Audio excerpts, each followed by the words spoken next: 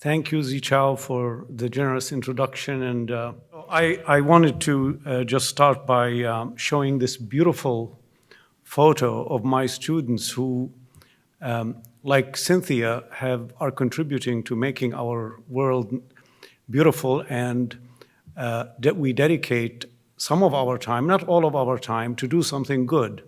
And I really enjoyed the last talk, but also I'm inspired by the dedication that Lori and Bengt have put into creating the Molecular Frontiers Foundation that is dedicated to emerging scholars everywhere.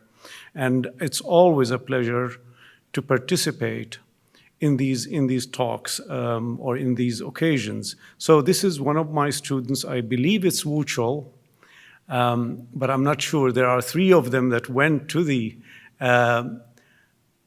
Death Valley to test the water harvesting device, our latest water harvester. I will talk more about that, but I do admire them, and they inspire me every day because they really went out of their way to be in that environment, very harsh environment, to test the harvester. This is a beautiful photo of Death Valley at night, one of my favorite places in the world. Okay, I don't like the flicking of the screen, but I have to live with it.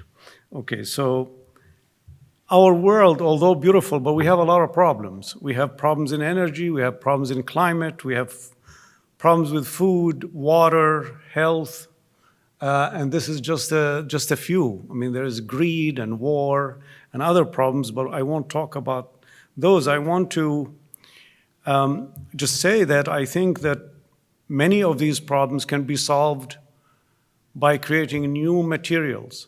And before everybody jumps on me for creating new materials and potentially new problems that come with materials, I think that advancement of civilization has always relied on creating new materials, and it is really society's responsibility to make sure that whatever we create in technology, it will always have good things and bad things, but we need to anticipate the bad things and head them off. That's the nature of I think, progress.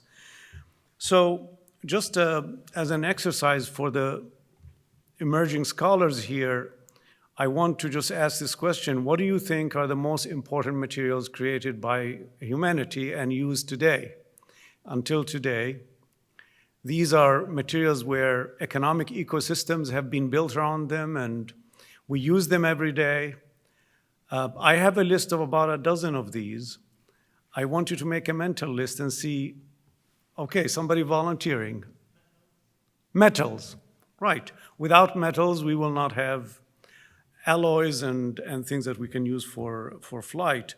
But my list has wood, okay, and concrete. In fact, if you go to many countries, they're very proud of having very tall buildings. That's just a sign of progress. In the UAE, for example, you have one of the highest, or maybe the highest now, building.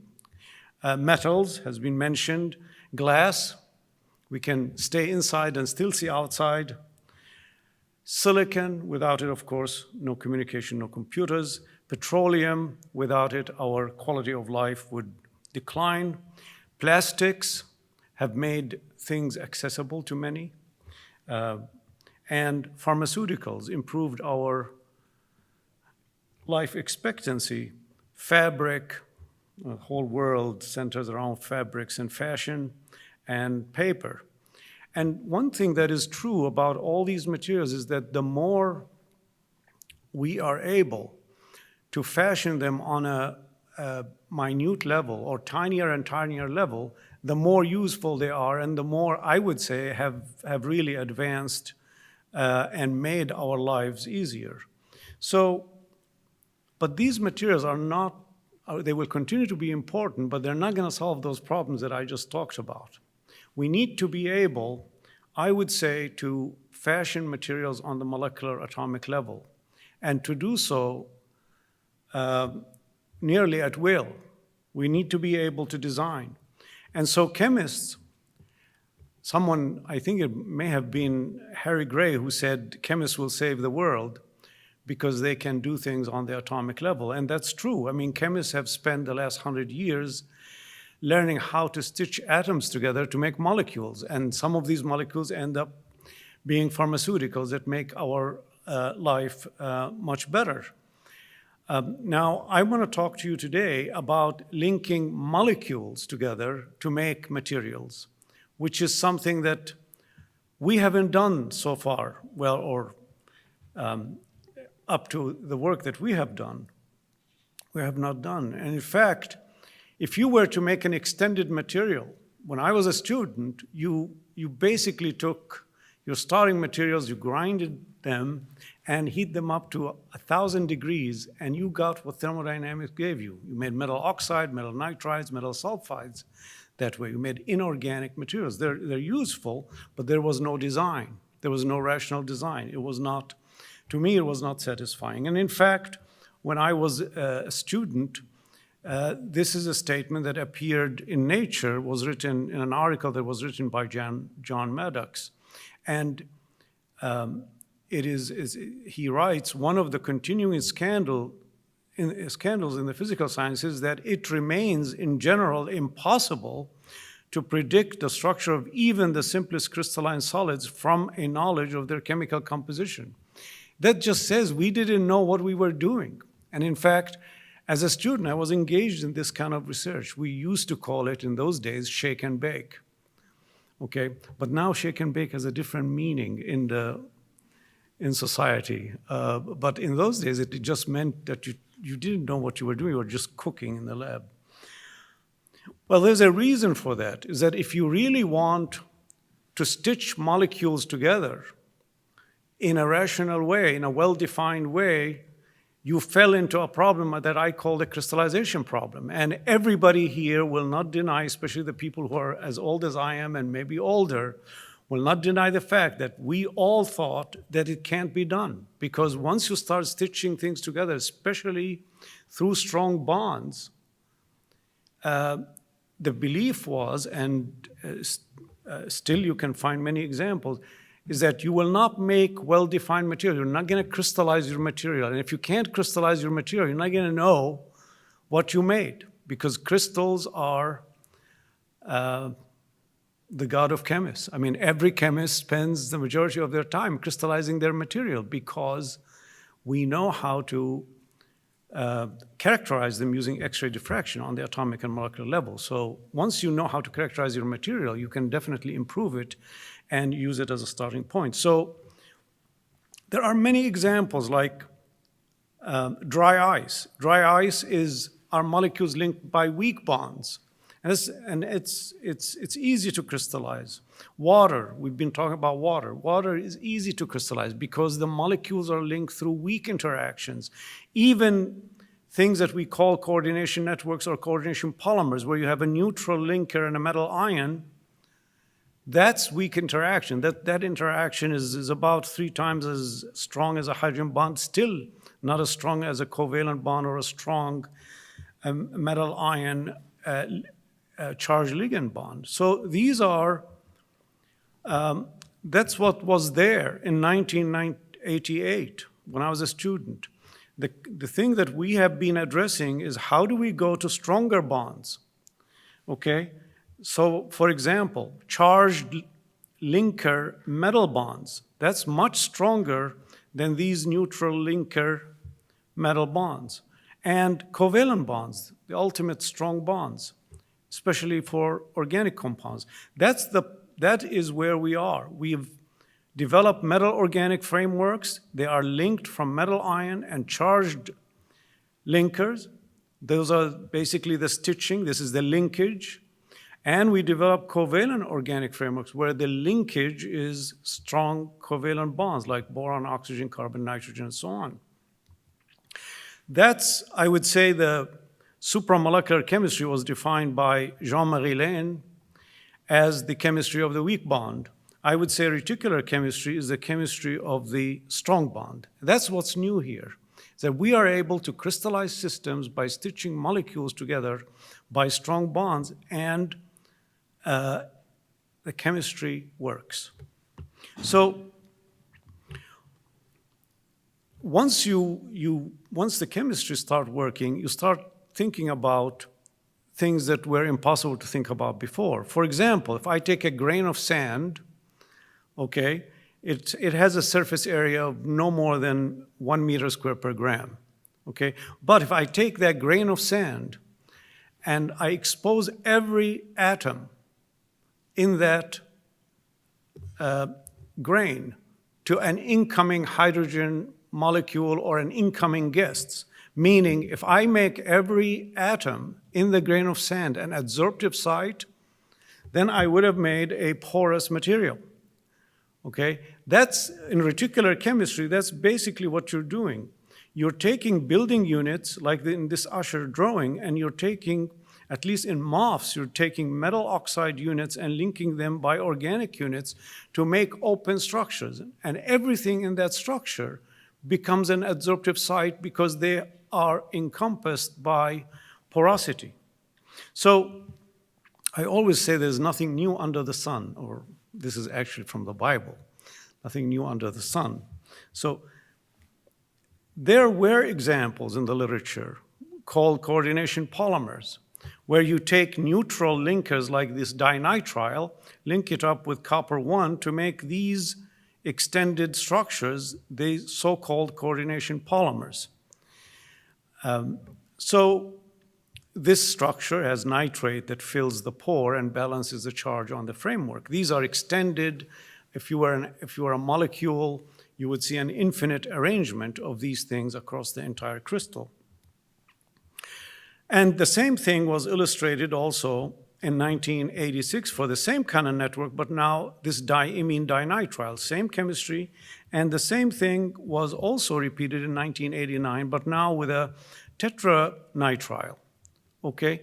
And all of these are based on diamond structures. They're all based on copper-1 linking nitrile neutral linkers. And they all have this openness into which ions can balance the charge. And since that time, there's been hundreds of these made, or around that time, hundreds of these made.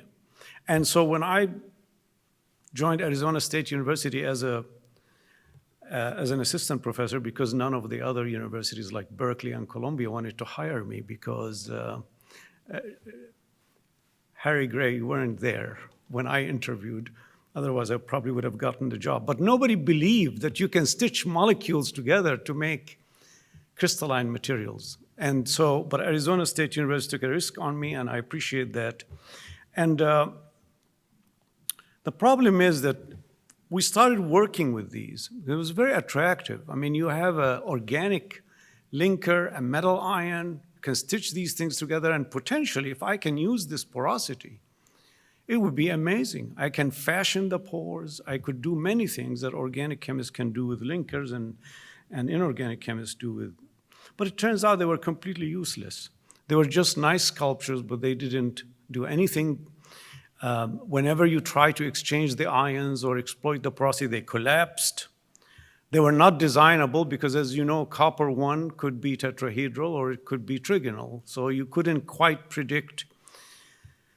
And definitely they were not chemically stable. They were made from weak bonds. And so, in fact, some of those dissolve when you put them in organic solvents. So that was the problem that we faced when I was assistant professor. And so, trained as an inorganic chemist, I immediately realized that you could take metal ions, and now, instead of neutral linkers, you can have charged linkers. And if you choose carboxylates, not only can you strengthen that interaction, in fact, a cobalt 2+ carboxylate bond is a very strong bond, almost as strong as some of the covalent, organic covalent bonds. But we illustrated that you could take, for the first time, that you can take an anionic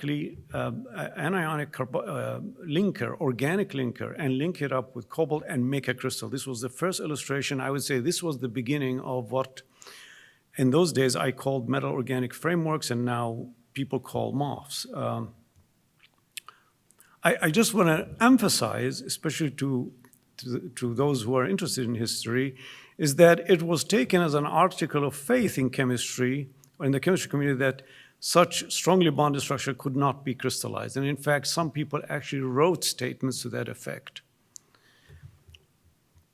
Well, I was the kind of person that if somebody said it couldn't be done, I always pursued that. And well, I pursued that, but I also handed over to my students, and they get it done. So, okay, so we're able to crystallize them, but now this is how the chemistry works. You take a metal ion, you have an organic linker, in this case, terephthalic acid, and you put in DMF, in this case with some amine, and you crystallize the material. The discovery here was the very, very initial way we discovered crystallinity or how to crystallize them was that DMF, when heated, decomposes to make amine. And that amine then turns around and deprotonates the acid.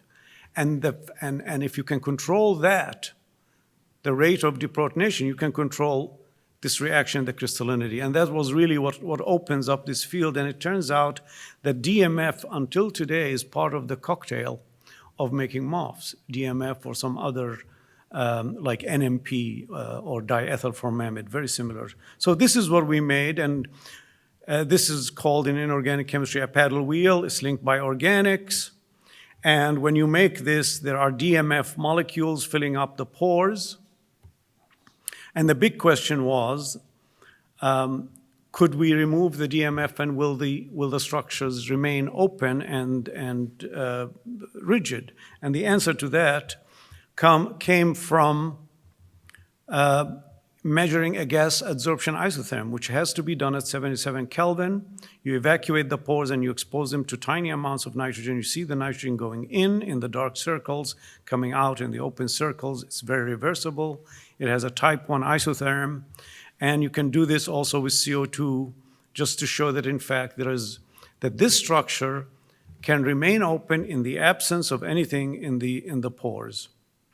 So at this point, nobody noticed this paper except the 3 referees that reviewed this paper, and I got very, very positive reviews. In fact, maybe the very first time and the last time that I got 3 very positive reviews on a paper. We use the same method. Now you see we have gotten to the basically the cocktail that always produces crystalline MOFs.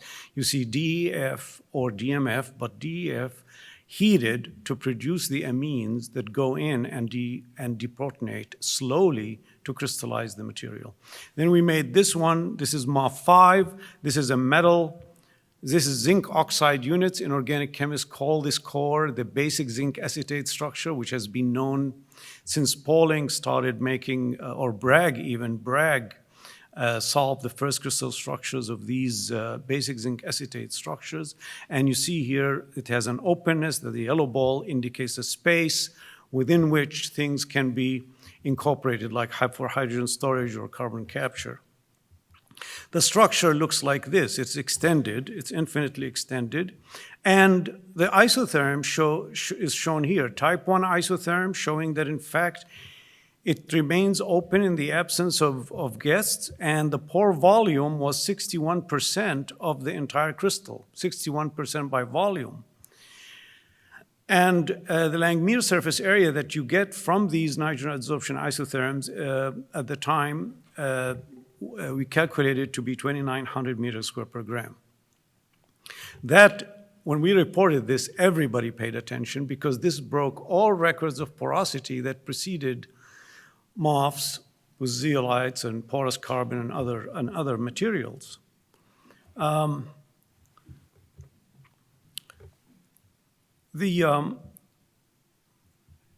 Much later, there was a nice article written in CNN News about commercialization of MOFs, and they had interviewed one of my very early collaborators at BASF, and in this article, I learned for the first time that he thought that when we reported the surface area of MOF5, that the number was so unbelievably high, I thought it had to be a misprint.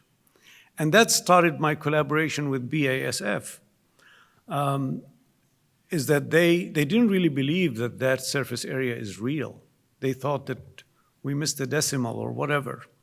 And this is a picture of them scaling, and I'll show another one scaling the MOFs at multi-ton quantities. So my talk is divided, I neglected to mention that my talk is divided roughly, half of it is about materials and how we were successful in making them, crystallizing them.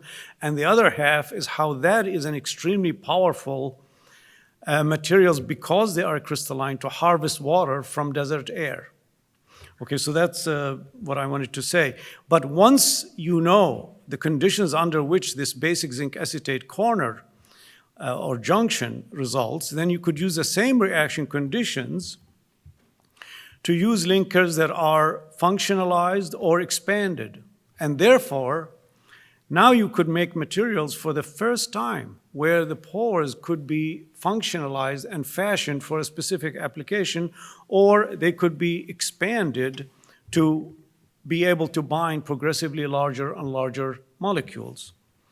So I said that every atom in these structures is an adsorptive site, but I didn't show you evidence of that. So now I'm going to show you evidence with an almost impossible experiment, which was to take this MOF5 structure. Remember, I said 61% of the structure is just empty space, and you evacuate it, you put it in a capillary for X-ray diffraction, you cool it down to 30 Kelvin. Almost every crystal you know will not withstand, will not maintain its monocrystallinity, will be rendered useless in X-ray if you cool it down to 30 Kelvin, because they will crack and they will lose their monocrystallinity, especially porous materials. And so this was a very first time success to analyze the structure just where the pores are empty, and now you have just the framework. And you see here, for the inorganic chemist, this is 90% ellipsoids. This is a crystal structure, very well behaved, and proves beyond doubt that your structure is open and does not collapse in the absence of stuffing or of guests.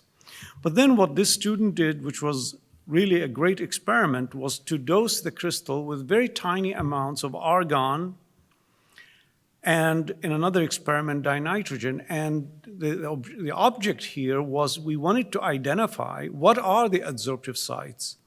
Where does nitrogen bind? Where does argon bind when it's introduced in the structure? And it turns out, I'm showing the results here for argon, but for nitrogen it's very similar. Argon is in yellow, and it turns out that everything you look at in the metal oxide unit is actually an adsorptive site. All of these bind argon, as well as the six-membered rings and the edges of the six-membered rings. So that's where every atom in the structure is an adsorptive site. You're making maximal use of your material, and that's why they have extremely high surface area. The more adsorptive sites you have, the higher the surface area it is, because the surface area is coming from the amount of nitrogen that you have measured in the gas adsorption isotherm. So once we have identified the adsorptive sites, now my students very quickly can go to the lab and link longer linkers that have more and more exposed edges and faces, and with that metal oxide unit.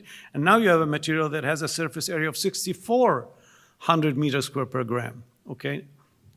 It's unimaginable that you could make a material that has such a high surface area. 1 gram of this material, if I was to unravel it, it would cover an entire football field. That's what that porosity is equivalent to. 1 gram, which is no more than this, could cover an entire football field. That's the amount of space that is available for gas molecules to go in. And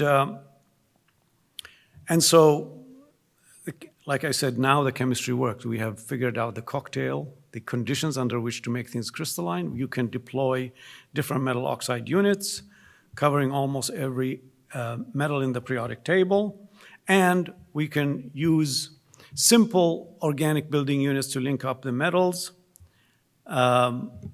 and also long linkers and exotic-looking linkers, chiral linkers, and so on. You name it, everything. Everything you can put carboxylate on could be made into a MOF. And just for a dramatic effect, you could progressively expand the pores so that now you can go from pores that are only 0.1 nanometer to pores that are 10 nanometers. And you can do this incrementally. And if you like, you can also study the inclusion of proteins and enzymes inside the pores.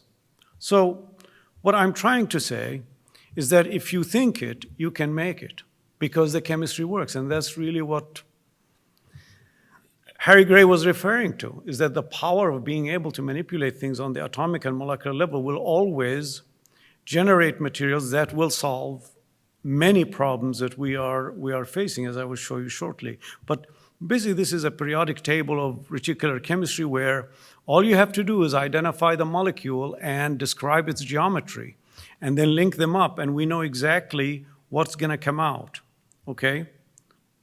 And we are right most of the time, but not all of the time. 80% of the structures that result are highly symmetric structures, so they're very easy to identify.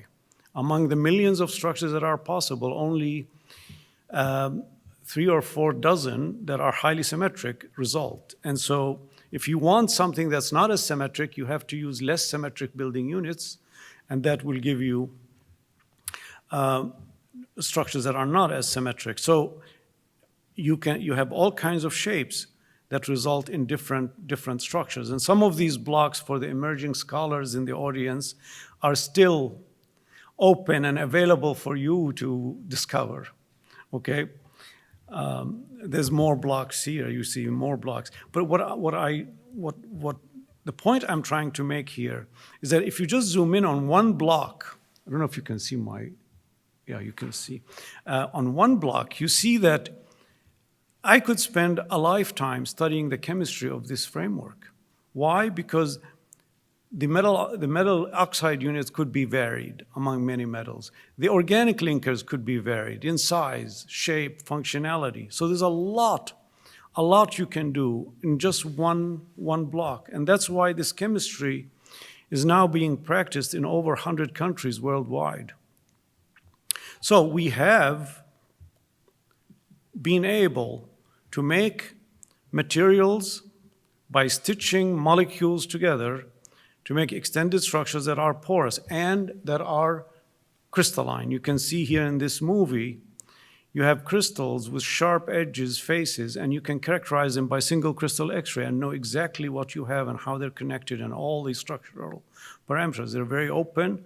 And the idea was that gases that fill very large volume could be compacted within the pores without having to use high pressure or very low temperature. So that now you can store gases in an efficient way. So that gas, because of the adsorptive sites that are encompassed by these structures, basically gas molecules touch the surface or bind to the surface just like bees on a honeycomb.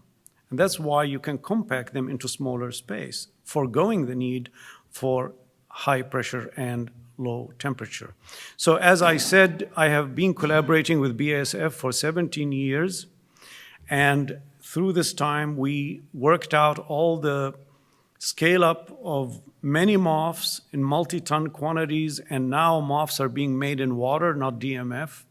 That's another great thing about chemists, is that when we discover a material, it might be under the most unattractive conditions, but once we dig into the chemistry, we can transfer the chemistry into water, and that's true of many, many MOFs that I will be talking about, especially for water harvesting, would be preparation is in water. So this is one of the MOFs, and you can see just a nice, well-behaved white powder. In this case, it's zinc MOF, so it's white powder. But you can have copper MOFs, and the BASF shapes them in different shapes for different applications concerning gas storage. Okay, so that's MOFs. MOFs basically took inorganic chemistry, metal complexes, and organic chemistry, and combined those two fields into one. that I call reticular chemistry, where you're taking advantage of all that knowledge that we have of organic compounds and all the knowledge we have of metal complexes, and to make new structures that encompass space within which one can control matter even further. So that's MOFs. For COFs, somebody said they didn't care for Roald Hoffman's class. They hated chemistry. Roald Hoffman was one of my idols when I was a student because he wrote articles that you can read and understand, especially on molecular orbital theory. So I enjoyed reading his books. But he wrote, organic chemists are masterful at exercising control in zero dimension. One subculture of organic chemists has learned to exercise control in one dimension. These are polymer chemists, the chain builders. But in 2 or 3 dimensions, it is a synthetic wasteland. This was back in 1993 when I studied as assistant professor. What he's saying is that covalent organic structures that are 2D or 3D in crystalline forms are unknown. It was wide open. And I know why, because when I asked my students to link organic molecules together to make by covalent bonds, this is the kind of X-ray powder diffraction that they get. They get this big hump. And students being smart, they don't want to work on a project like this. They want to work on a project that works so that they can write a paper and graduate and start their life. So you go to undergrads, because we can sacrifice the undergrads. So this Annabelle was the undergrad that made this work. And she zoomed in on this molecular reaction. You see here this boronic acid. This is known. You can dehydrate boronic acid and make this triboroxine anhydride. This is a flat molecule. This is a planar molecule because there is a weak CHO interaction here, a weak hydrogen bond that makes the molecule planar. And from a reticular chemist point of view, I can take those building units and imagine that I'm reticulating them, and I can calculate the powder diffraction for them. But of course, you go to the lab. She went to the lab and she tried it. Of course, she got that hump. But after many different conditions, and what you're doing here, you're not really working in the dark. What you're doing is you're trying to balance the rate of the reaction with the expectation that you need a rate where the molecules can have that microscopic reversibility, that linkage. You can form the linkages and break them. Okay, that's microscopic reversibility. If you don't have that, you're not going to crystallize your material, because if you just bind them together and they cannot break during crystallization, you're not going to make crystals. They will be full of faults and defects. So these are the conditions under which she found that they work, because we realized that water is a byproduct, and these were done in sealed tubes.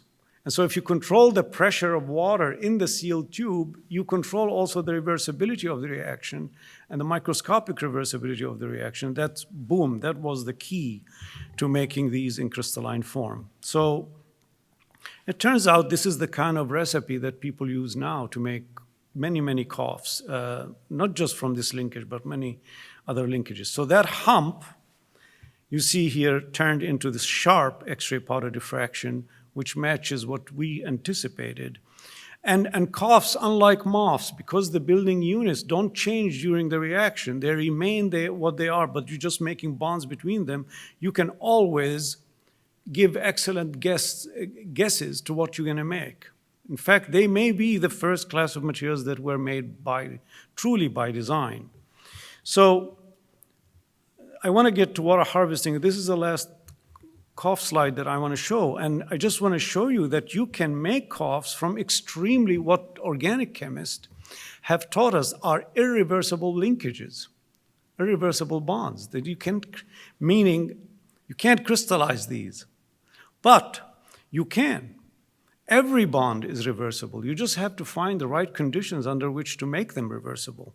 So these are the conditions under which you make these olefinic linkages reversible, and therefore you crystallize this material. Why do we want olefins? Because we want backbones that are extremely stable so that we can use them for water harvesting or carbon capture, and they can stay in a plant, in a power plant, for many years before you have to replenish the material. You need that. You need those strong bonds so that they don't hydrolyze, they don't decompose under those chemical harsh conditions. This is how crystalline the material is, and it's extremely stable in 12 molar HCl, saturated KOH, even corrosive environment like N-butyllithium. Why? Because it's made from carbon-carbon bonds, very, very stable bonds. So COFs based on these linkages have been made by our group and others. You can see here many, many linkages that organic chemists thought are irreversible. Now we can make them reversible and crystallize them. Okay? The ultimate thing for me is to show that, in fact, these extended structures could be made as single crystals so that you can do single crystal X-ray diffraction, what organic chemists use to characterize their compounds. And there we have been successful, as you see here, by adding aniline to compete with in this imine reaction, slow down the imine exchange in the COF synthesis, you can control the nucleation and make very large crystals that are amenable to single crystal X-ray diffraction. What I'm trying to say is that we have taken inorganic and organic to make MOFs as crystals, and we have taken organic molecules and stitched them together to make single crystals of COFs. So we are on the same, I would say, level as the molecular chemistry that has been now practiced for 100 years. But now we've translated this. We have propelled inorganic chemistry and organic chemistry into the 2D infinite direction and 3D infinite dimension. So that's all new chemistry. And that's why these have been important in harnessing the power of molecules like hydrogen. So we've used them for hydrogen storage, for methane storage, for carbon capture, and as I will describe today, for water harvesting.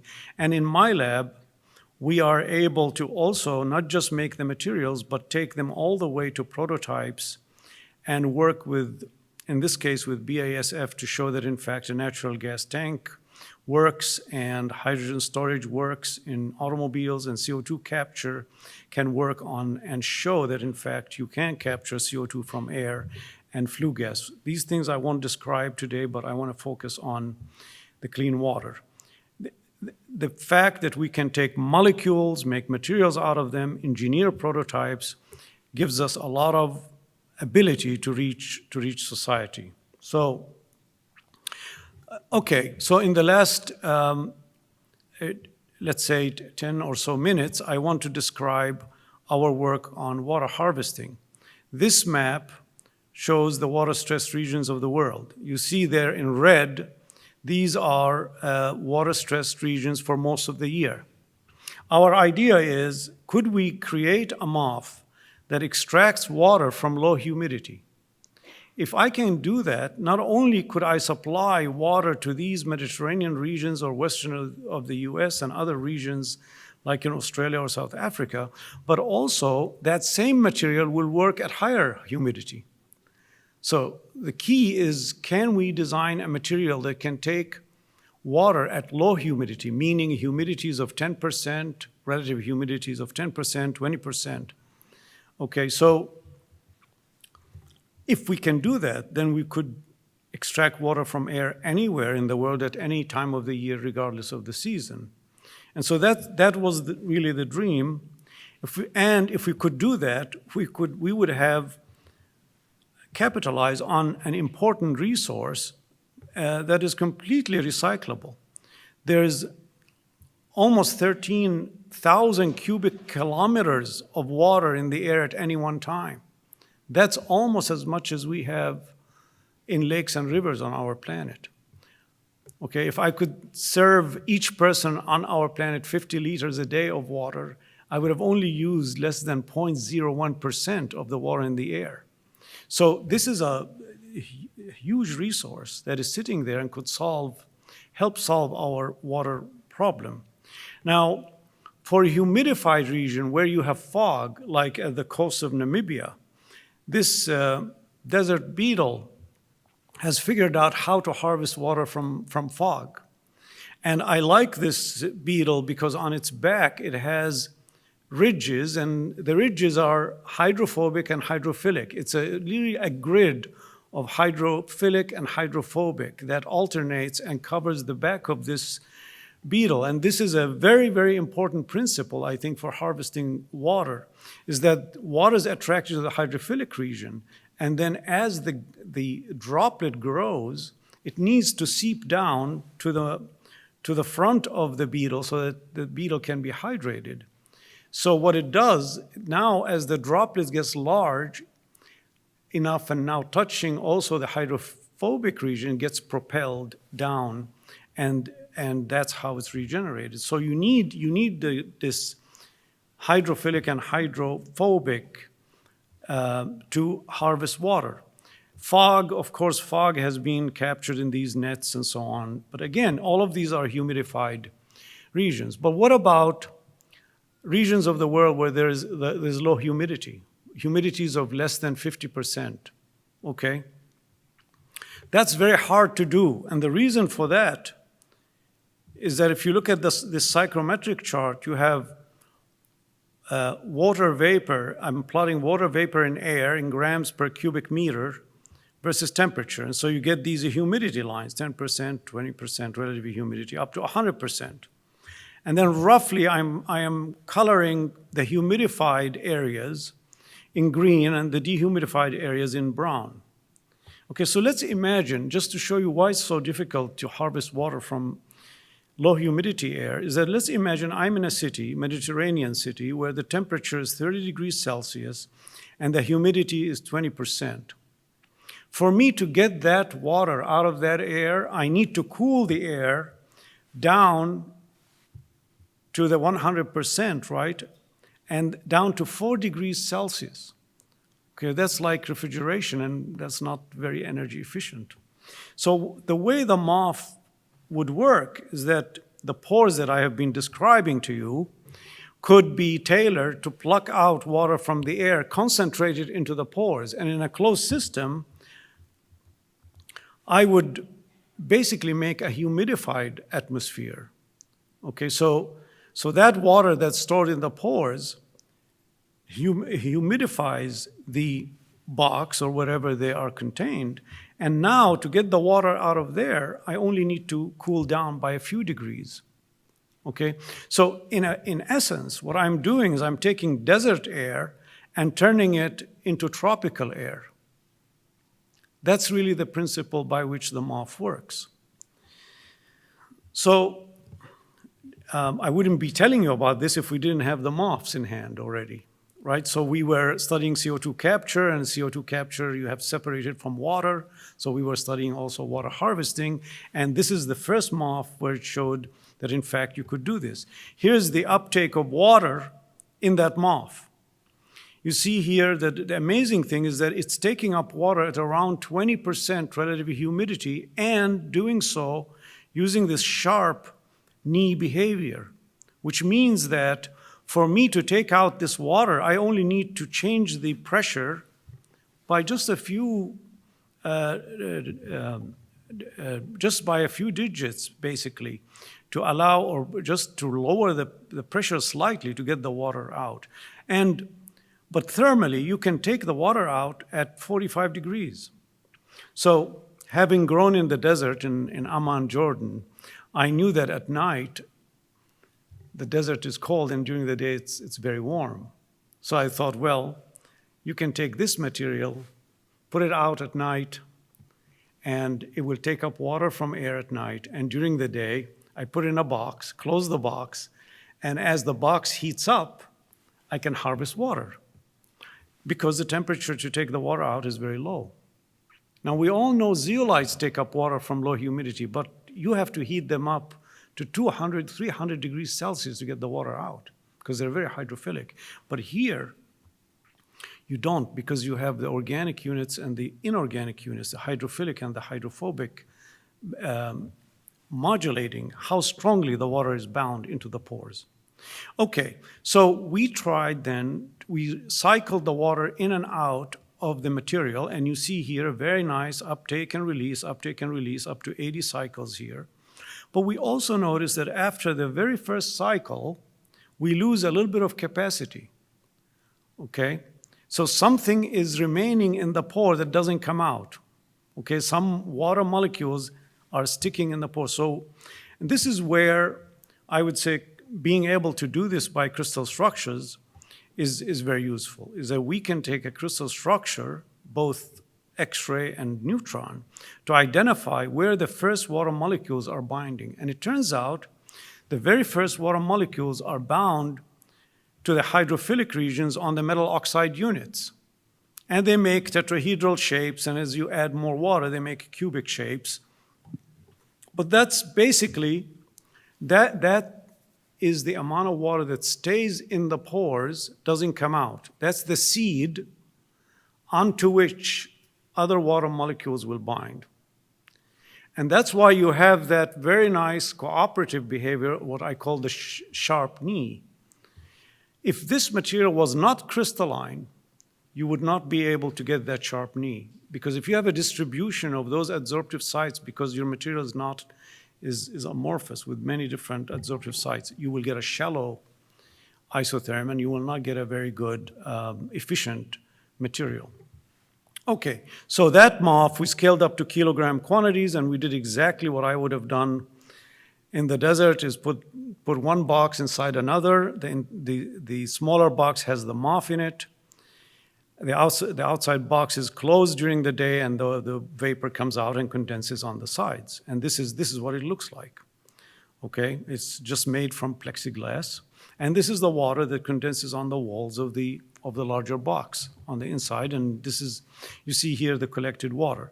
We collect about a cup of water per kilogram of MOF.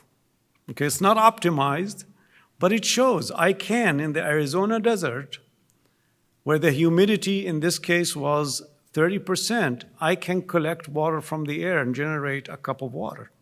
If I want 2 cups of water, I could use 2 kilos. I think the powerful thing here is that you're generating water without energy input aside from ambient sunlight. I'm not electrifying this at all. But if I want more water with less MOF, I just electrify the system, and the fact that I don't need to heat up the material too high means that I can get it an efficient uptake. So this is a student who surprised me with drinking the water. 2, 3, action. Cheers. Nice. Eugene is alive because we tested the water for metals and organics. Absolutely, it's ultra pure. It's distilled water. It doesn't taste very, very good. You need to mineralize it to make it taste good, as was mentioned earlier. But remember, the MOF itself is just also a filter for water, because only water can enter, because the pore size is about right for water molecules to pass through, and no hydrocarbons or other things that may be in the air.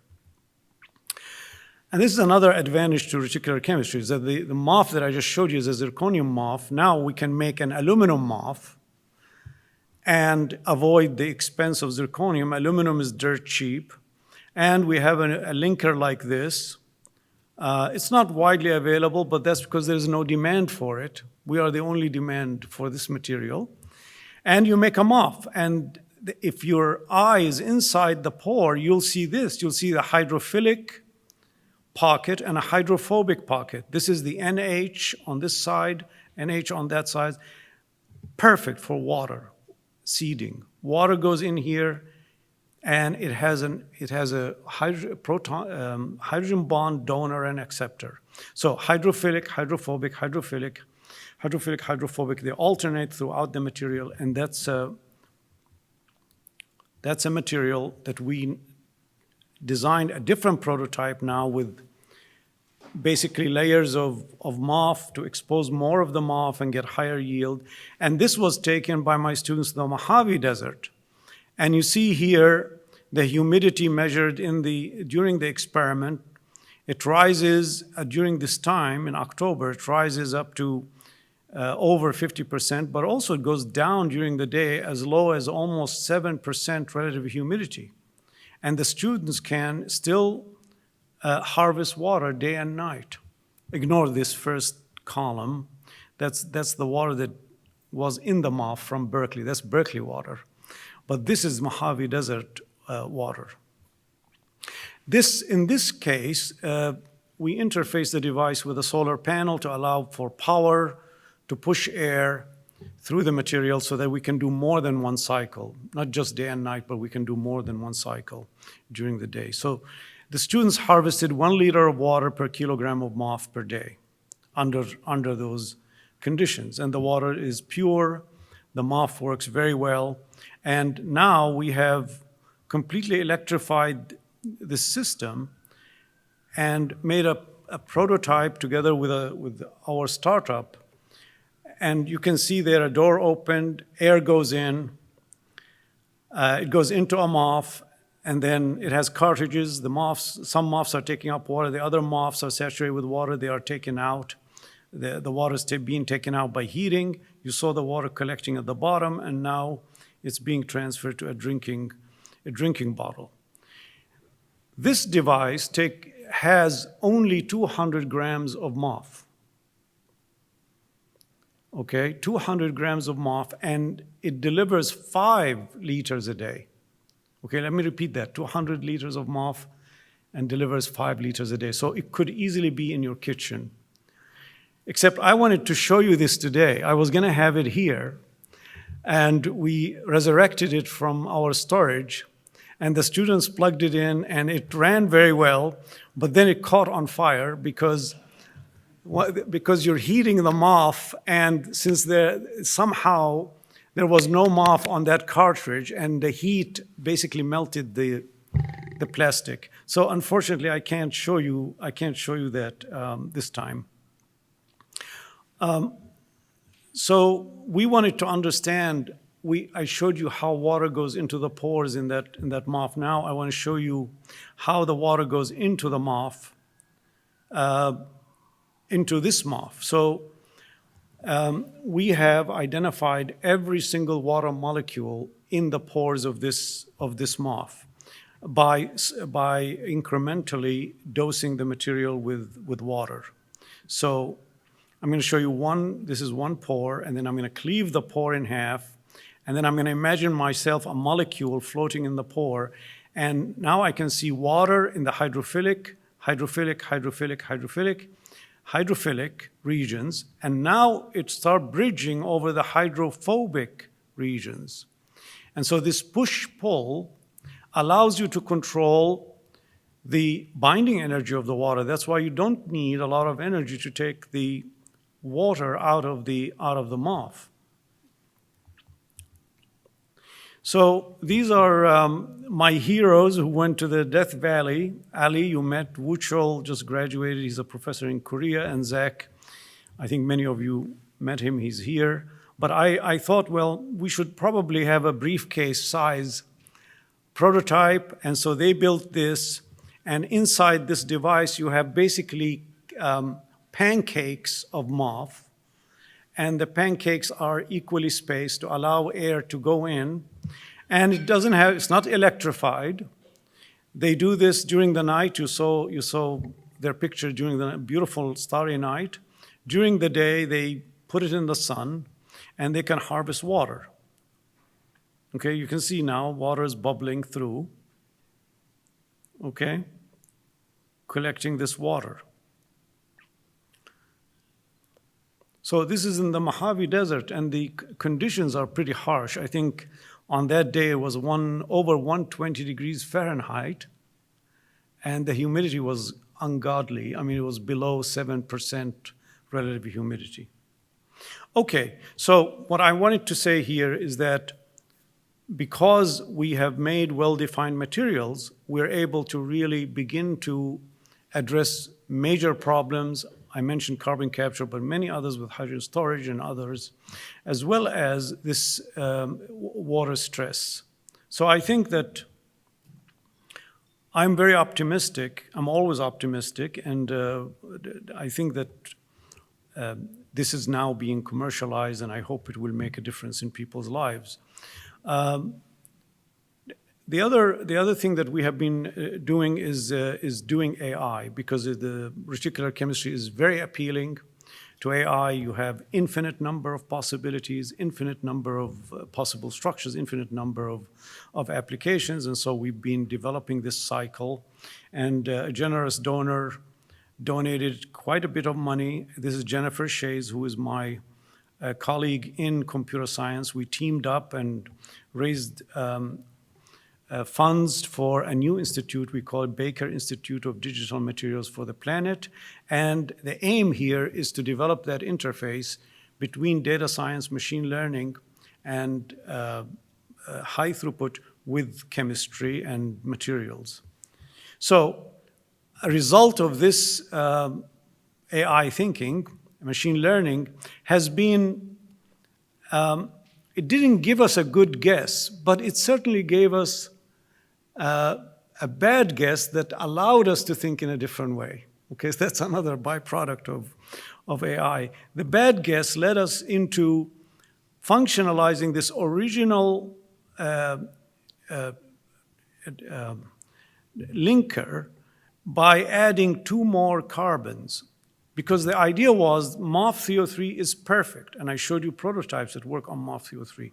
It has perfect adsorptive size, perfect energetics, perfect everything, stability. I mean, this thing has been cycled over 10,000 cycles. No problem. It's stable in water. And now we just want it to have higher capacity. And by adding 2 carbon atoms to that linker, you can increase the capacity by 50%.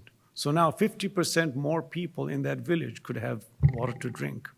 That's the power of reticular chemistry. We call these long arm extension.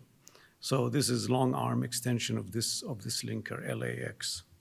Okay, so to finish, I'm very interested in this problem because it allows us to have distributed mobile off-grid water. You can personalize the water to your taste. It allows you to have pure water that whether you like it or not, you're gonna get pure water, okay?